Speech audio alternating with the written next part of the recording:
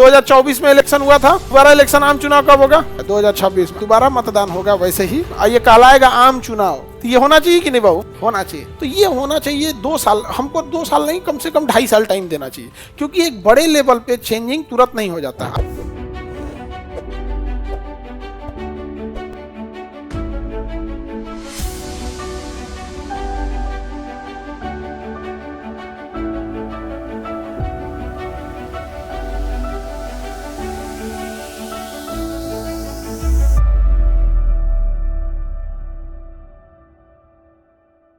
प्रत्यावर्तन, right to recall, प्रत्यावर्तन बहुत अच्छा चीज है। सपोज कीजिए कि आपका इलेक्शन होगा, 2024 में इलेक्शन हुआ था, दोबारा इलेक्शन आम चुनाव कब होगा? अब बीच में घोटाला हो, काम अच्छा से हो ना हो, आपको कुछ नहीं करना है, झेलना है। कब तक? राइट टू रिकॉल प्रत्यावर्तन चुनाव कहता है कि बीच में अगर 2 साल कंप्लीट हो जाता है, बीच का 2 साल कंप्लीट हो जाता है, इसके बाद एक बार दोबारा आप रिकॉल कर सकते हैं, एक दोबारा मतदान होगा। वैसे ही क्या आप वापस बुलाना चाहते हैं कि नहीं, काम ठीक से नहीं कर रहा है, वापस बुला लीजिए। और अगर रिकॉल हो गया, सपोज कीजिए 2026 में रिकॉल हो गया, तो दोबारा चुनाव कब हो जाएगा? 2026 में। ये कहलाएगा आम चुनाव। क्या कहलाएगा? आम चुनाव। पूरे सीट पे होगा। कहेगा नहीं भैया, योग्य नहीं हो लोग, ये भारत में नहीं है, ये भारत में नहीं है। क्यों नहीं है? क्योंकि ये कानून बनाएगा कौन? संसद में। ये कानून किसके खिलाफ काम करेगा? उसी के खिलाफ। और इसमें कोई वो, आप स्टूडेंट हो, अगर आपको कानून बनाने का अधिकार दिया जाएगा, तुम लोग हर महीने वैकेंसी निकालने का नियम बना देगा। बना दोगे कि नहीं बना दोगे? जो जहां है वो वहीं अपने हिसाब से सोच रहा है। हर महीने 50,000 वैकेंसी हर डिपार्टमेंट में। नहीं समझा गया?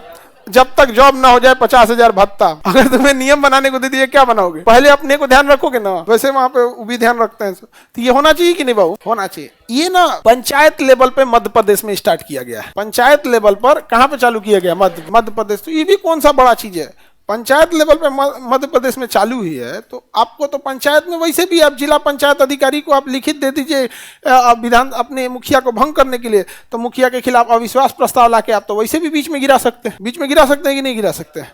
तो ये होना चाहिए 2 साल, हमको 2 साल नहीं, कम से कम 2.5 साल टाइम देना चाहिए, क्योंकि एक बड़े लेवल पे चेंजिंग तुरंत नहीं हो जाता। आपको प्रस्ताव पास कराने, फंड खोलने, नया अकाउंट खोलने, ऑडिट करने, इस सब में ही आपको 6 महीना निकल जाता है। एक जैसे एक सड़क बनाना है तो 6 महीना तो उसका डीपीआर बनाने में लग जाएगा।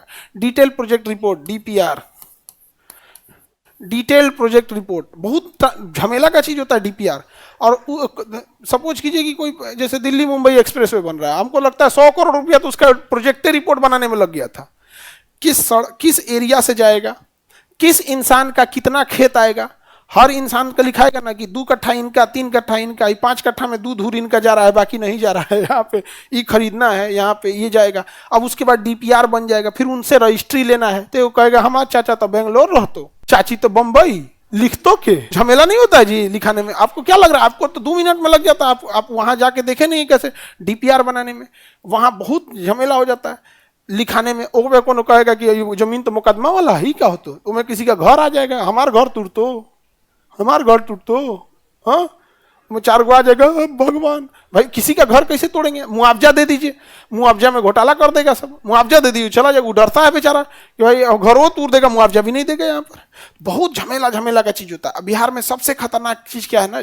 Land acquisition. जमीनें मिलती नहीं है फैक्ट्री लगाने के लिए। यहाँ सब लोग कहेंगे कि फैक्ट्री लगना चाहिए, फैक्ट्री लगाने के लिए कोई अपना खेते नहीं देगा ना, तो कहेगा कि 4 गुना दाम ले, तो ठीक है ले लो, बेटा का नौकरी, पतों को मैनेजर, दामाद को मालिक। समझ में आ गया कि नहीं? हम भी कभी कभी आएंगे फैक्ट्री में घूमने। भाई आपकी जमीन थी, आप 4 गुना ले लो, मुआवजा ले लो, एक पेपर पे बैठो, बात खत्म। यहाँ प्रोफेशनलिज्म होना चाहिए, उससे नहीं यहाँ पे। उसके बाद गांव का कोई मेहमान आएगा ना, तो को दिखाने आएगा, देखिए है जितना फैक्ट्री देख रहे हैं ना अपने जमीन में। भाई तुम मुआवजा ले चुका है यार, नहीं समझे? वहां पे बताया। तो हमारे इस सब तो आप ना सोचिएगा, आज ये इलेक्शन हुआ, अगले साल उसको रिकॉल कर दे, कोई मतलब ही नहीं बने। 1 साल डीपीआर बनाने में लग जाता है, फिर उसको जमीन को रजिस्ट्री कराना है। सब जब रजिस्ट्री हो जाएगी, अब उसके बाद अलाइनमेंट मिलाना है, उसको 5 लेयर का सड़क बनाना है। तुरंत 2 मिनट में तो हो नहीं जाएगा। यूपीएससी, बीपीएससी एवं सभी राज्यों की सिविल सेवाओं की परीक्षाओं एवं नीट जी आदि की तैयारी करें भारत की सबसे बेहतरीन coaching centre Khan global studies के साथ। अधिक जानकारी के लिए हमारे दिए गए हेल्पलाइन नंबर 8757354880 पर संपर्क करें।